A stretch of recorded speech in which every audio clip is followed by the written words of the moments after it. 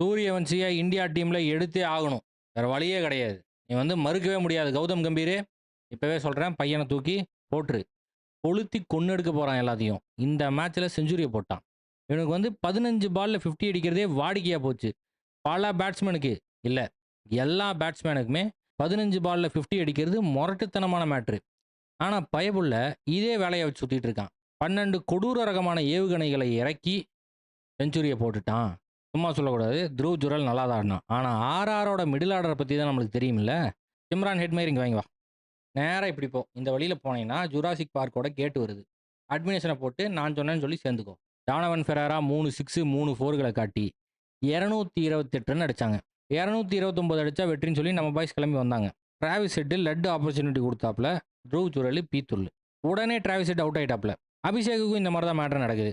அபிஷேக் லட்டு மாதிரி ஒரு கேட்சை கொடுப்போம் அப்படின்னு சொல்லிட்டு சிம்ரான் ஹெட்மயருக்கு கொடுக்குறாப்ல. சிம்ரான் ஹெட்மயர் பாலை நோக்கி வந்தான். திடீர்னு கண்ணுக்குள்ளே எவனோ ஃப்ளாஷ் லைட் அடிச்சிட்டான். அதனால அப்படியே வந்த வழியில ஓடி போன காரணத்தினால போர் போயிருச்சு. இஷான் கிஷானும் அபிஷேக் சர்மாவும் நாயடி பேயடி ஓட விட்டு ஆர்ஆர் பவுலர்ஸை கொளுத்திட்டாங்க. இந்த ஐபிஎல்ல ஃபீல்டர்ஸ்க்குலாம் என்னாச்சுன்னு தெரியல. அநேகமா இது பாகிஸ்தானோட சதி செயல்னு தான் நினைக்கிறேன். ஏதோ மந்திரத்தை ஓதி ஐபிஎல் மேலே போட்டுட்டானுங்க. ஐபிஎல் ஃபீல்டர்ஸ் எல்லாம் பாகிஸ்தான் ஃபீல்டர்ஸ் மாதிரி ஃபீல்டிங் பண்ணுறானுங்க. எல்லா மேட்ச்லையுமே மினிமம் 2 3 பீத்துள் விட்றானுங்க.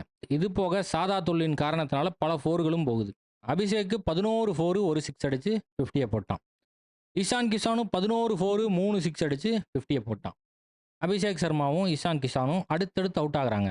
ஆனால் என்ன matter, damage has been already done. அதாவது ராஜஸ்தானை சாட்டவார் எடுத்து அடித்து வெளுன்னு வெளுத்தாச்சுன்னு அர்த்தம். கடைசி 5 ஓவருக்கு வெறும் 41 ரன் தான் தேவை. Easy win. ஒன்றும் பண்ண முடியாது.